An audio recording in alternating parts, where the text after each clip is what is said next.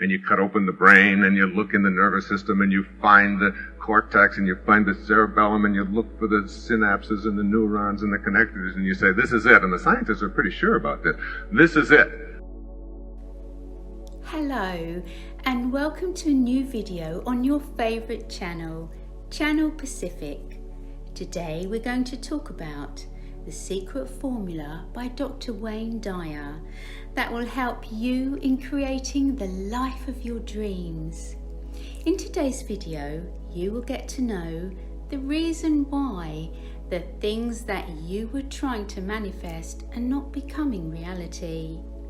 It is the basic question that every person asks themselves in situations where the reality of their lives does not seem to be aligned with the vision of their dreams. We start beating ourselves up. We blame our surroundings and situations for our condition in life. Why do we seem to go spiraling down the stairways of life without knowing what we did wrong? But if we understand the reason why our life is not going our way, then we have the possibility to change it. We get an answer to our question for the condition that we are in. Then we have the possibility, a chance to change what we are doing wrong. We are the creators of our own problems in life. The part that goes missing from the picture is only the thought that has the capacity to solve that problem. Let's find out the answers to all our questions through this video.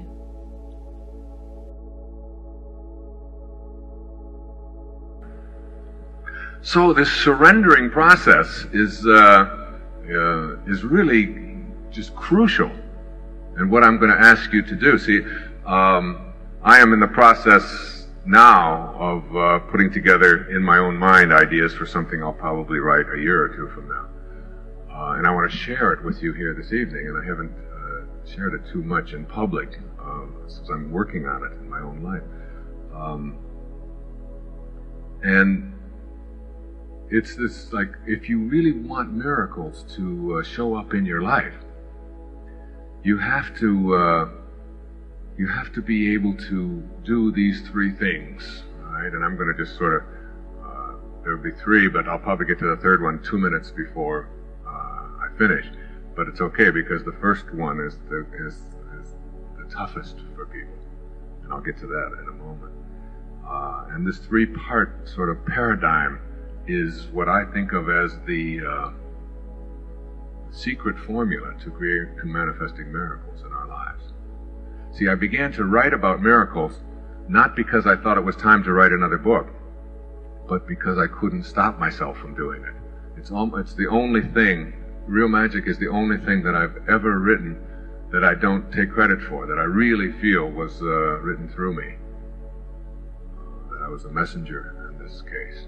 And it was, and so as I talk about it around the world now, about this business of being able to create something for yourself that is truly miraculous, what I'd like you to do is to just get a picture in your own mind of what it is that would constitute a miracle for you. You know, something that you may have walked in here today not believing was possible for you to do, or in order for it to occur, it would require some kind of special divine intervention or some kind of luck or great happenstance. And all the cosmic dice would all have to flow exactly right, perfectly, in order for it to occur. I'd like you to just be able to just picture what that is. And it could be anything. I mean, there might be people in here, most of us, when we finish today, will get up and walk out and go to our cars and drive home. There are some who will not walk out. There are some who've been in a wheelchair for the last whatever. And to just stand and walk would indeed constitute a miracle.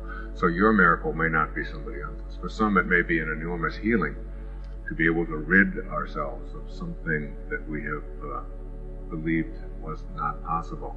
certainly after hearing Bernie Siegel, you would begin to doubt whether or not there was anything that was impossible in the way of healing. In touring with Australia, I spent the last 11 or 12 days with Deepak Chopra and Stuart Wilde. The three of us toured these cities. And Deepak's message, he and I have teamed up on some tapes now, and some writing projects and so on, gives us an indication that within each one of us is an enormous power that I'll be talking about shortly. And your miracle might involve something to do with relationships, manifesting prosperity, getting the right job, losing the one you got, getting the right partner, getting rid of the one you have, moving, raising your talent level, getting the right connection, whatever it may be. Just sort of get a picture of it. And the first of these three things for this paradigm for miracle making, I call banish the doubt. That's Roman numeral 1, even if you're not writing, if you're listening on tape. Banish the doubt. Most of us have been raised on doubt.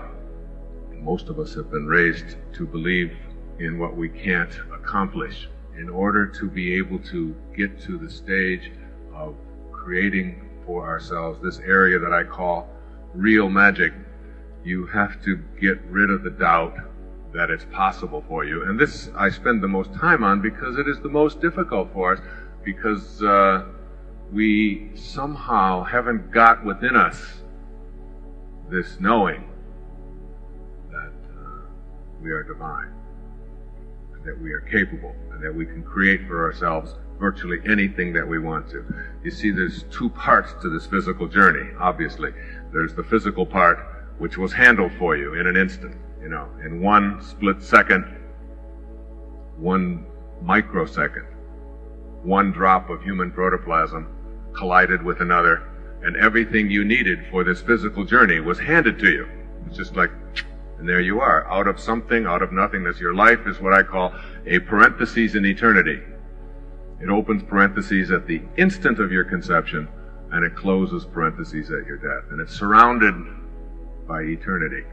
And when your life opened parentheses, everything that you needed in that tiny little microsecond was handled for you. And then there's the part of you that has been watching this whole journey. There's the I. I heard someone saying at an airport the other day that someone bumped up to them and he said, "Watch out, that's my arm here pumping." And I stopped to think about that, and I wondered, now, whose arm is that really? I mean, if you say, "This is my body," whose body is it? I mean, are you your body, or are you the owner of this body? Or are you the observer of this body? There's this I. It's like I have the sentence, "I was saying to myself." Well, there's two people in that sentence. There's the I, who is saying, and then there's the physical, who is the self. So I am speaking here today in terms of creating miracles about the I, the owner, the observer, that invisibleness that is inside this physical package, this ghost in the machine, that you can never escape.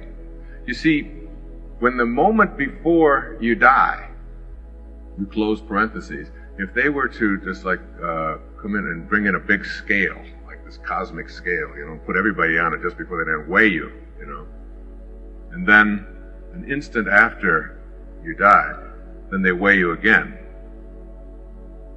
Now here's you when you're alive, and it weighs, say, 150 pounds, and here's when you're gone, and it weighs the same. It weighs 150 pounds, but it's not you. I mean, it's just something that they're going to burn. They're going to bury. It's going to be worm food. I mean, they wouldn't treat you that way. They wouldn't burn you, would they? I mean, there's laws against that. So, who you are, I mean, what it is that constitutes your very life is weightless. You can't weigh it. You can't see it, you can't touch it, you can't get a hold of it. Like you can go in and do an autopsy on anyone, and you can find the command center inside of you that says, I think I'll wiggle my finger. And you say, I'm going to wiggle my finger, and you go, wow. Where's the command center that allows that to happen? And you cut open the brain, and you look in the nervous system, and you find the cortex, and you find the cerebellum, and you look for the synapses and the neurons and the connectors, and you say, this is it. And the scientists are pretty sure about this. This is it. This is the command center that says where this is all allowed to take place, where you do all of your thinking. If the manifestation that we want to create for ourselves seems like a far-fetched reality, then the miracle is not possible. The picture that we create for ourselves, the place where we want to be, can be different for all of us. It might seem impossible at first, but thinking that it is impossible to turn into reality is the resistance that we have already created between ourselves and our manifestation. We are a part of the divinity, the people who are able to turn their manifestations into reality have tapped into that energy field already. We are only limiting ourselves from reaching that potential through the self-doubt that we have created for ourselves. Dr. Wayne Dyer suggests that the moment that we become able to remove that resistance and self-doubt, then only can we understand our true potential. The part of us that drives the body, that is the owner of the body, is connected with the divine force. It is the power that we contain in ourselves all the time. The physical self might have some physical limitations, but the ever-present divine force inside us has the ability to manifest our desires into reality. The moment we begin to become more connected with our inner selves is the point from where everything will start to seem like magic to us. Stay connected with us to know more in detail about this topic. Subscribe to our channel so that you don't miss any videos from us. And please like this video to accept the power of the divine force.